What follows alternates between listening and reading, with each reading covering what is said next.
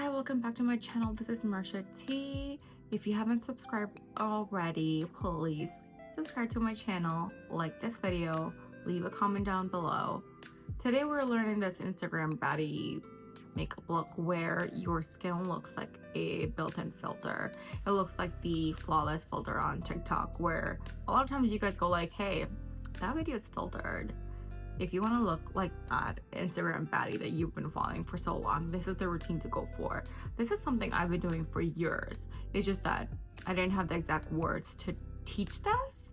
And now that everyone keeps asking for how to look like that flawless filter, this is the beat to go for. Literally no powder. Actually less powder, I would say. I can't say no powder because I did apply a lot of powder. But in moderation. You can go for this look too if you're like, you know what, I want something that is, you know, it's filter proof, where if I'm in a meeting, let's say, or I'm going out on a first date, you're like, you know what, I want to look so flawless no one can tell what I have on my face. This is the beat to go for. Again, if you haven't already, please subscribe to the channel to see more content by me. And if you like this video, give it a thumbs up and leave it in the comments down below if you really liked it, or if there's something that you would add to the routine too. To get started, the first thing you want to use is a face mist. My choice of face mist is the Rhode Glazing Mist. The reason why I like to use it is because it does not irritate my skin and kind of looks like as if I've applied the first layer of toner. So the second one is the Vichy or Vichy Mineral 89 Serum. The hyaluronic acid in here just doesn't break or make your makeup go bad. It just goes really well with any type of makeup you own. Third thing we're going to use is the Rhode Glazing Milk. The reason why I'm using this is because it's like the light layer of moisturizer. So if my oily skin feels like it's done here and I do not need a moisturizer, I will leave it here. But today I felt like, you know what, might as well add more stuff to it. Normally you should be done within this layer, but if you want to add more moisture, you can go ahead with the Hausa's Plump and Set Mist. The last step to our skincare is a good moisturizer. I do like the Berry Restore Butter from Rhode, just because A, I live in Midwest, B, I get dermatitis flare up around my nose and around my mouth, and this keeps my makeup intact for hours. Working in retail means extra care for my own skin, and that's the reason why I have layered a lot of skincare here. You're gonna leave it on for 10 minutes. That's the key. After 10 minutes, you're gonna want to put a primer, and in the meantime, I grabbed a Beverly of my choice, which was chai tea.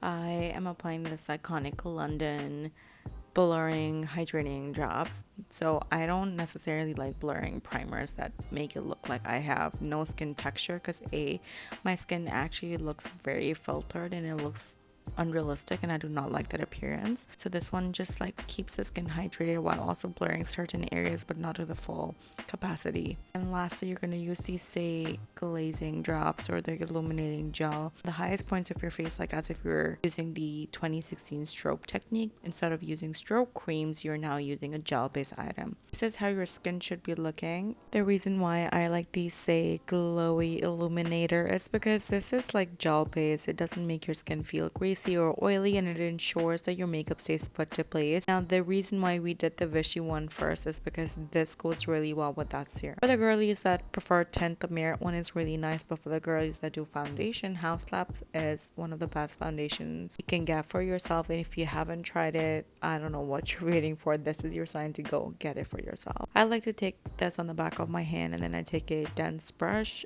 I pack or prime the foundation into my brush, and then I just start placing it where I most need it. Like I mentioned earlier when we were placing the moisturizer around the nose, this way your nose or the sides of your nose does not collect most of the foundation because you've primed it so well. And that's the key to having filter proof makeup, where your skin looks like it's filtered. For concealer, we're using the Natasha Denona concealer. I'm going to remind you once more that concealers do not have to be all over the under eye, just in the specific area where you need most coverage. For me, it's the most inner corner of my eye, and I like to create this fake winged eyeliner with my concealer by taking this line around the corner of my eye, and that way when I'm going to blend it, it's going to look like I have eyeliner on. If you want, you can apply the same concealer on top of your eyelids, but I'm just going to take whatever's left on my brush all over my eyelid and prime it that way. This way your eyes look more open and it looks like you got the perfect amount of beauty sleep. Now, setting everything in place, we're using the Charlotte Tilbury airbrush powder. I'm taking this on a fluffy brush instead of a dense one, just because this way you're not applying a heavy hand or a lot of powder all over the face. The first place where I normally place the powder is under eye because I freshly applied concealer there and I do not want it to settle into my fine lines. After that, I primed my eye with the powder and then my forehead and then the rest of my face, mainly T-zone. That's because this is not the only powder we're using today. Because I have oily skin, I went ahead with the Huda Beauty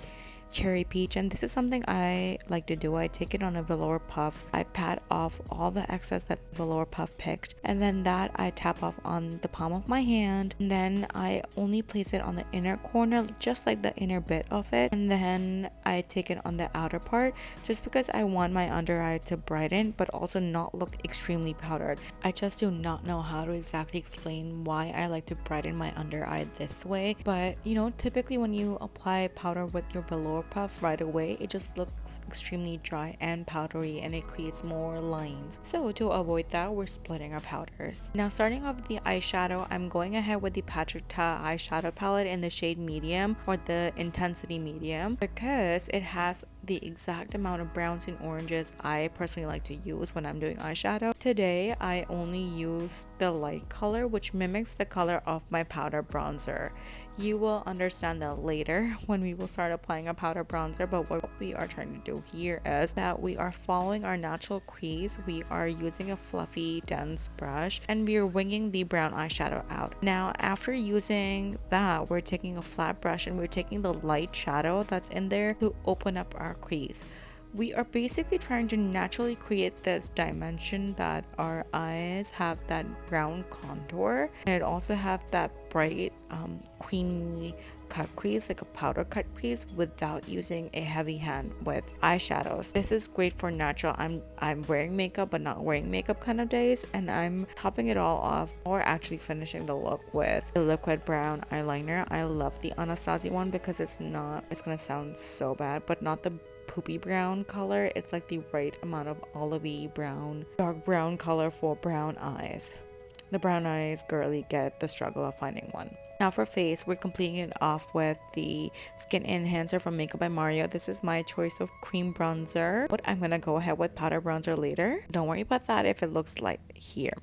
For blush, we're using the Haus Glassy Ginger Blush. By now, if you've seen me do makeup here on YouTube, you know how much I love this blush because this complements pale olive skin girlies so much. This is just layer number 1.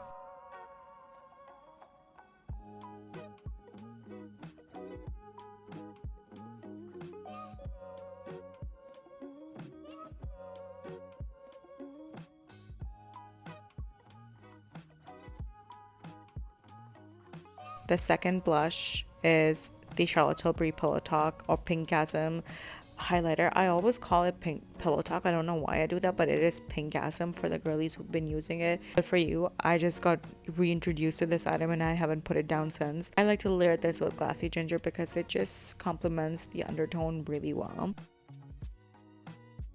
And then my third blush is using the Haus Lab highlighter, the pink one, and I use this as a blush topper instead. Now, I like to do this first before I do powder bronzer. It's because this way I know how much pink I have on my skin and how much bronzer I need to add. Now, finishing it off, we're using the Dior bronzer and I'm placing it in exact areas I need. The one key focus is using it on the outer edge of your eyebrow so then it basically blends into your eyeshadow. Go back with the same brush you use for the powder highlighter blush topper so then everything looks cohesive and it's just blending into each and every layer. Now that was the first layer of setting spray. That's the powder milk from Onesize. If you've never used it, now is your time to go restock as much as you can. Use a lash curler of your choice. I use the Shiseido, and I'm using one of my favorite mascaras out there. It's the Ilia Mascara, and I like to layer this with Haus. Just today I didn't do that because this was enough for the look I was going for. This is how your face makeup should be looking. And for the lips, we're using the Huda Beauty the inky stains. I'm using the shade Soft Nude. It is one of my favorite tattoo colors that she came out with. I actually thought I'm gonna like Rosewood, but honestly this color is top tier. I like to blend it with my finger because I do not like the harsh line. This was layer 1 of the lip liner. The second is going with an actual lip liner. I'm using the Charlotte Tilbury Pillow Talk Medium here because it again mimics the same undertone of the Soft Nude tattoo liner we did earlier. For lipstick, we're going to use something that has a balm-like texture because we want our lips to look glossy but not too glossy. We want them to still look natural. We're using the NARS Afterglow Balm in the shade Dolce Vita. It's one of my favorite balms that's like a lip balm but a makeup hybrid. This is your second layer of setting spray. Mind you, there's no harm in doing one more after your mascara because why not, right? This is how your makeup should be looking afterwards, and I promise you this makeup looks exactly like the way you have applied it morning 9 a.m. to 9 p.m. and I've done that. This is how your makeup should be coming out, and if not, sue me. No, I'm just kidding, don't sue me. This is how it should be looking. You can tag me if you have tried it, or if you want to see more looks, let me know in the comments down below. Thank you.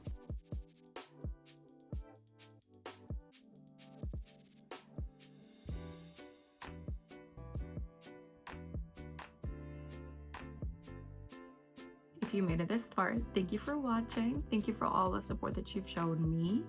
Thank you for liking this video if you did, and for commenting in advance. And then thank you for subscribing, and if you haven't already, please subscribe so that I can make more makeup content for you guys. I hope you guys like the glam. I love this glam. I do this every single day. Doing color makeup used to be my usual in 2016, and I'm slowly getting to it, but this beat has been there for me at least for years at this point. I wake up and I do this beat every single day. Yes, few tweaks here and there, I add new products, but mostly the priming, the foundation, the blush routine remains the same. It's just like I add new products, and you can do that too with existing products you have at home. But if not, these are some products that I love and have been using it for so long. So that's pretty much it for today's tutorial. Thank you for watching.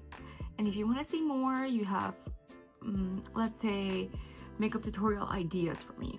You're like, oh, I want to learn this, or I want her to do this. Let me know in the comments down below.